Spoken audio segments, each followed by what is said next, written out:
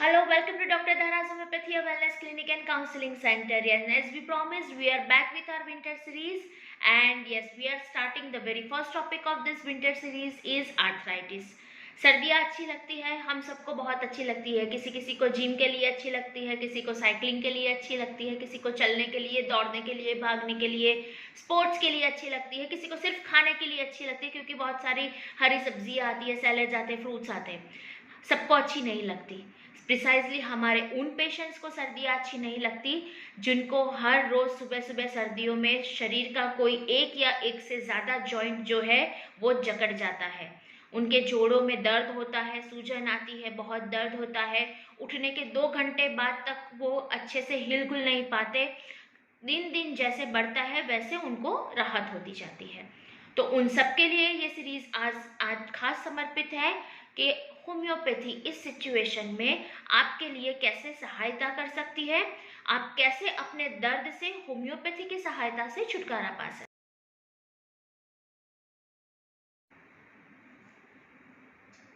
आइए जानते हैं आर्थराइटिस होता क्या है। आर्थराइटिस बेसिकली एक ऐसी सिचुएशन है, सरल शब्दों में अगर जिसे मैं बताना चाहूँ तो आपके जोड़ों में दर्द और सूजन का डेवलप होना। When a joint is getting inflamed and having pain, तो वो एक शुरुआत है आर्थराइटिस की। आप अगर गूगल यूनिवर्सिटी में जाएंगे तो वो जितने भी उसके प्रकार है, अलग अलग टाइप्स, वो सारे के सारे डिटेल में बहुत सारा है, लेकिन हमको कॉमनली पेशेंट्स में जो सबसे ज़्यादा हमें देखने को मिलता है वो है ऑस्टियोआर्थराइटिस, रूमेटिक आर्थराइटिस, गाउट, जिसको आपने सबसे ज़्यादा लोगों के मुंह पे सुना भी है। तो ऑस्टियोआर्थराइटिस में क्या होता है, वो जो हमारी कार्टिलेज होती है उसको अफेक्ट करता है, उसका इन्फ्लामेशन करता है। आपके वियर एंड टीयर, ज़्यादा आपकी हड्डी के बीच में एक फ्रिक्शन होता है, तो जो कुशन होता है वो घिस जाता है। अब उसके भी बहुत सारे कारण है, सबसे ज़्यादा बड़ा कारण जो है वो है आपका मोटापा। उसके अलावा भी बहुत सारे रीज़न हैं, तो वो एक प्रकार है जिसको हम ऑस्टियोआर्थराइटिस बोलते हैं, वो बहुत कॉमन है।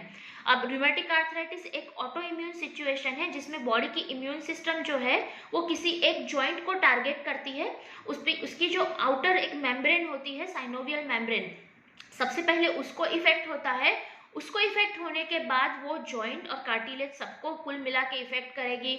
उनका शेप चेंज हो जाएगा, बहुत दर्द होगा, सूजन होगा, रेडनेस आ जाएगी। तो ऑस्टियोआर्थराइटिस के मुकाबले रूमेटिक आर्थराइटिस, जो आरए जिसे बोलते हैं, ओए के मुकाबले आरए थोड़ा कम है। एक और प्रकार जो हम बहुत सारे लोगों के मुंह से सुनते हैं वो है गाउट। उसके अलावा ये आर्थराइटिक जो चेंजेस है वो आपको कहीं भी हो सकते हैं। आपको हिप में हो सकते हैं, नेक में हो सकते हैं, एंकाइलोजिंग स्पॉन्डाइलोसिस है, सर्वाइकल स्पॉन्डिलाइटिस है, फिर सोरियाटिक आर्थराइटिस है, उसके अलावा पीडियाट्रिक आर्थराइटिस है। बहुत सारे प्रकार है आर्थराइटिस के। मोर और लेस सब में कहीं ना कहीं इन्फ्लामेटरी रीजन भी है। हमारे लोगों की सबसे बड़ी प्रॉब्लम यह है कि किसी भी डिजीज की अगर शुरुआत होती है, किसी भी रोग की, दर्द की शुरुआत होती है, तो उसे अपने रूटीन का एक हिस्सा मान लिया जाता है और निग्लेक्ट किया जाता है। जब वो हद से बढ़ जाता है, जब वो टॉलरेंस से ज़्यादा हो जाता है, जब आपसे सहन नहीं होगा, उसके बाद आप डॉक्टर के पास जाएंगे। उसके बाद आप टेस्ट के लिए रेजिस्ट करेंगे और जब वो भी नहीं हो पाएगा तब जाके टेस्ट करवाएंगे और तब तक डैमेज बहुत बढ़ चुका होता है। तो कहीं कहीं ऐसा है कि इस मानसिकता में से भी हमें बाहर निकलना है, बिकॉज जितनी जल्दी किसी चीज को अगर आप पहचान सकते हो तो उतनी जल्दी ही उस चीज को रोक सकते हो, उसकी दवाई कर सकते हो। आर्थराइटिस का भी बिल्कुल ऐसा है, क्योंकि उसकी शुरुआत भी कुछ ऐसी ही होती है। जैसे कि पेशेंट सुबह हिस्ट्री लेके आता है कि सबसे पहले इसकी शुरुआत कैसे हुई, तो कैसे होती है शुरुआत, थकान लगती है, कमजोरी लगती है, ऐसा लगता है कि शरीर में बिल्कुल शक्ति नहीं है, कुछ काम करने की इच्छा नहीं होती, शरीर के स्नायु जैसे मेरी हर मूवमेंट का साथ नहीं दे रहे। वो कैसे लगता है, सुबह सुबह उठते हैं तो ऐसा लगता है कि जैसे शरीर के जो सारे के सारे जॉइंट है वो जकड़ गए हैं। 1 घंटे 2 घंटे बाद जैसे जैसे दिन शुरू होता है वैसे वैसे हमें अच्छा लगने लगता है। तो हमें ऐसा लगता है कि सर्दियाँ है तो सारे जॉइंट स्टिफ हो गए हैं। तो कभी कंप्लेंट्स जो है वो रूटीन में ले लेने से वो बढ़ जाती है, वो जो डिजीज है वो प्रोग्रेस कर जाता है। उसके बाद जो जॉइंट है वो कैसा आर्थराइटिस है उस हिसाब से आगे के सिम्टम्स डेवलप होते हैं। जैसे कि अगर किसी एक जॉइंट पे स्वेलिंग है तो उस जगह पर दर्द, रेडनेस, टेंडरनेस, पेन, स्टीफनेस आ जाएगा, मूवमेंट रिस्ट्रिक्शन आ जाएगा। रूमेटिक आर्थराइटिस में होता है कि कभी कभी वो जो शुरुआत है वो छोटे छोटे जॉइंट से होती है, जैसे कि फिंगर के जॉइंट्स है। सुबह सुबह हाथों में, उंगलियों में दिक्कत आ जाती है, मूवमेंट्स नहीं होती। आपकी लेडीज जनरली कंप्लेन करती है, हाथ से चीज गिर जाती है, चाय बनाते वक्त हाथ से वो क्लिप गिर गया या तो हाथ से चिमटा गिर गया, और रिंग जो है वो टाइट हो जाती है सुबह सुबह। तो ये सब जो सिम्टम्स है जिसे आप निग्लेक्ट नहीं कर सकते, जिसको आपको देखते रहना है। कहीं कहीं विलेजेस में ऐसा देखा गया है कि जिसको सोरियासिस की हिस्ट्री है तो वो बहुत ज़्यादा इधर उधर की दवाई करना, या तो कुछ ट्रेडिशनल लगाना, या तो कोई ऐसा होता है कि कोई सिंदूर लगाना, कोई किसी ने बोला कि आप ये लगा दो वो लगा दो, वो डिजीज सालों से चलता आ रहा है, इतना बढ़ गया, उन्हें पता नहीं है ये सोरियाटिक आर्थराइटिस में डेवलप हो गया या ये ल्यूपस है, क्या है। मतलब आप पर्सन खुद आइडेंटिफाई ही नहीं कर पाता कि उनकी दिक्कत क्या है, और जब उन्हें समझ में आता है तब बात हद से बढ़ चुकी होती है। Almost 180 million cases in the world and every year we are adding 10 million cases। एक ऐसी समस्या है जिसका कोई परमानेंट सॉल्यूशन नहीं है हमारे पास। सॉल्यूशन क्या है कि हम समय से अपने अंदर हो रहे इन डेवलपमेंटल जो साइंस है, ये डिजीज अगर डेवलप हो रहा है तो उसे पहचाने, डॉक्टर के पास जाए और खुद को चेक करवाए। अब और क्या हो सकता है, अब और ये चीज कि अगर आपको रिस्क फैक्टर पता है तो आप अपने आप को टाइम टू टाइम इवेल्युएट करवा सकते हो। And what are the risk factors? The risk factors are, अगर आप ओबेज हैं, अगर आपको रूमेटिक आर्थराइटिस या ऑस्टियोआर्थराइटिस या किसी भी प्रकार के आर्थराइटिस की फैमिली हिस्ट्री है, अगर आपको प्रीवियसली कोई जॉइंट इंजरी हो चुकी है या तो आप उसके लिए ऑपरेट हो चुके हो, अगर और कोई ऑटो इम्यून डिजीज है, आपको कैल्शियम की डेफिशिएंसी है, अगर कोई ऐसी दवाइयाँ चल रही है कि जिसकी वजह से बॉडी में से कैल्शियम घटता जा रहा है, और बहुत सारे रिस्क फैक्टर्स है। अगर आपकी सेडेंटरी लाइफस्टाइल है, आपका मूवमेंट नहीं है, आपके बोन मसल्स उसको यूटिलाइज करने का आपके पास समय ही नहीं है, एकदम सेडेंटरी लाइफस्टाइल वाले हैं, तो get yourself checked at least once in a year. आपके सारे रिपोर्ट्स करवाइए, चेक करवाइए। उन लोगों के लिए तो खास कि जिनको फैमिली हिस्ट्री है इन सब चीज़ों की। अब very quick thing on the diet one, diet के हिसाब से अगर देखा जाए तो एक चीज़ ऑब्जर्व की गई है, जो लोग बहुत फास्टिंग करते हैं, जो लोग फ्रूट ज़्यादा खाते हैं, उन लोगों में क्या होता है, डायरेक्ट फ्रुक्टोज बहुत उनका इंटेक होता है, और जो वो डायरेक्ट फ्रुक्टोज है वो फ्यूरिन बन जाता है, and that purine leads them to gout. तो वो भी एक रीज़न है। हर चीज़ का जो इंटेक है वो लिमिटेड होना चाहिए। Over intake of anything is bad. अब उसको प्रिवेंट करने के लिए अगर आर्थराइटिक चीज़ें हैं तो आपको क्या खाना चाहिए, तो you society has lot many myth कि आप खट्टी चीज़ें मत खाइए, नींबू मत खाइए, बॉडी में एसिडिक हो जाएगा। As soon as lemon gets inside your body it turns into the alkaline. Okay, so आप नींबू खा सकते हैं अगर आपको आर्थराइटिस है। और क्या नहीं खाना है, that is avoid processed food, packed food, refined oil, refined sugar, refined flour. As I tell every time, अब क्या इंक्लूड करना है तो वो उसके अंदर आपको ओमेगा 3 ओमेगा 6 इंक्लूड करना है, नट्स इंक्लूड करने हैं, सीड्स इंक्लूड करने हैं, फ्लैक्स सीड्स है, चिया सीड्स है, पम्पकिन सीड्स है, उसको आप इंक्लूड कर सकते हैं। Sesame seeds, they are very useful for arthritic people. रात को भिगो के सुबह खा सकते हो आप, दैट इज वो आपको बहुत हेल्प करेगा उसके अंदर। Other than that turmeric tea आप बहुत अच्छे से आपको हेल्प करेगी अर्ली मॉर्निंग स्टिफनेस के लिए, तो that also you can use. Apart from all those food, good protein is very useful. अब प्रोटीन इंटेक में एक मिथ है कि ओवर इंटेक ऑफ प्रोटीन नहीं होना चाहिए। उसके अंदर लोग क्या करते हैं, प्रोटीन इंटेक टोटली स्टॉप कर देते हैं। So you have to have good protein in your diet and you have to cut the bad protein in your diet. Homeopathy, how we can help you.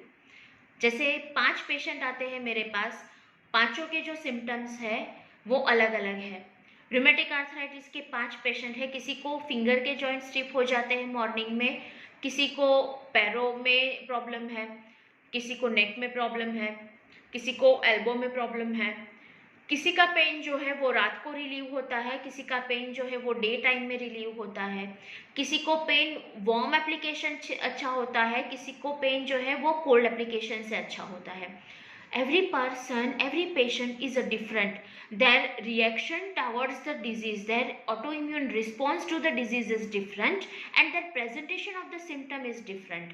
Now when the symptom person presentation, the picture of the patient is different, then how can one medicine treat everything?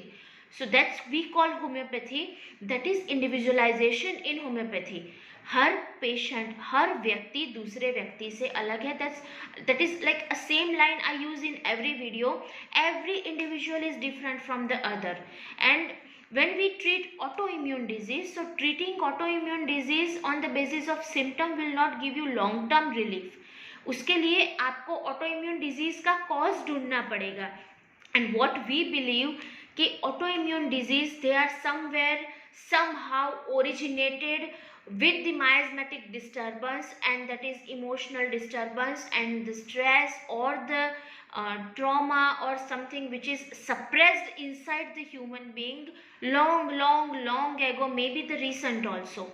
So that's how homeopathy works differently. That's how homeopathy works efficiently with your arthritis complaint.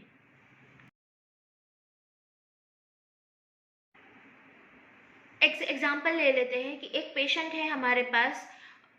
She is a lady of almost 71-72 years. उनको एक typical complain है कि सुबह सुबह joints मेरे जो stiff हो जाते हैं, और जैसे थोड़ी सी भी मूवमेंट, बेटा आके हाथ ऐसे दबाता है तो भी मुझे बहुत पेन होता है. We have a very beautiful drug called Bryonia for aggravation by slightest motion, touch and pressure.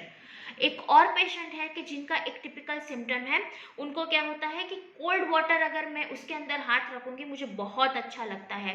We have a wonderful drug called लिडमपाल for those patients whose rheumatic pain is relieved by putting their fingers in the cold water. एक और patient जिनको ऐसा feel होता है कि जैसे दिन में मुझे कुछ नहीं होता, दिन मेरा बहुत अच्छा जाता है, लेकिन रात में मेरे सारे जॉइंट्स जो है वो सिकुड़ जाते हैं, जकड़ जाते हैं. That is something very unusual with the rheumatic arthritic patients, because उनको क्या होता है, अर्ली मॉर्निंग स्टिफनेस होती है. Whereas this lady, she has a complaint that रात को सब जकड़ जाता है, सुबह उठती हूँ सब बहुत बढ़िया होता है. So we have that Syphilinum, a medicine called Syphilinum for such type of patients. एक और पेशेंट है जिनको ऐसा है कि मेरे बॉडी में हर 2 दिन पे पेन का जो लोकेशन है वो बदलता रहता है.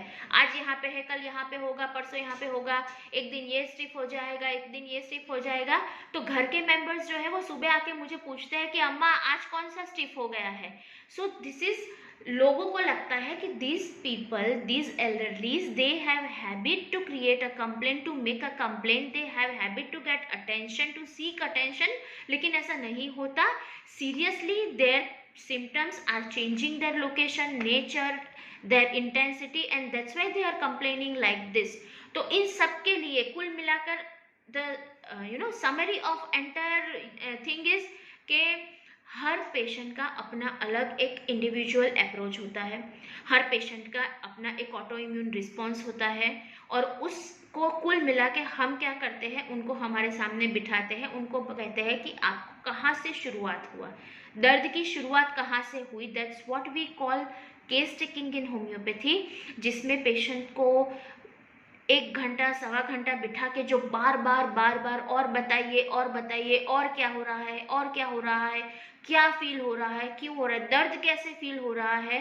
तो that is the reason why we ask so much, because pulsating pain अलग दवाई है, शूटिंग पेन अलग दवाई है, लेंसिनेटिंग पेन अलग दवाई है, फ्लाइंग पेन अलग दवाई है, नीडल लाइक पेन अलग दवाई है, डल पेन अलग दवाई है, स्टिंगिंग पेन अलग दवाई है, बर्निंग पेन अलग दवाई है.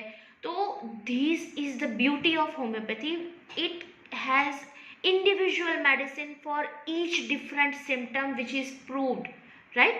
So that's why we request people कि जिस चीज के लिए आप इतना सफर करते, because eventually time to time this is going to affect their mental ease, mental plane. क्योंकि उनकी मूवमेंट रिस्ट्रिक्ट हो जाएगी, वो खुद से काम नहीं कर पाएंगे। अब जिन्होंने पूरी ज़िंदगी खुद काम किया है तो वो बच्चों को बोल नहीं सकते, उनका ईगो हर्ट हो जाता है। तो that's why the second suffering is coming on their mental plane. So along with rheumatic or osteoarthritis or gout, they will come with hypertension, diabetes और बहुत सारे insomnia.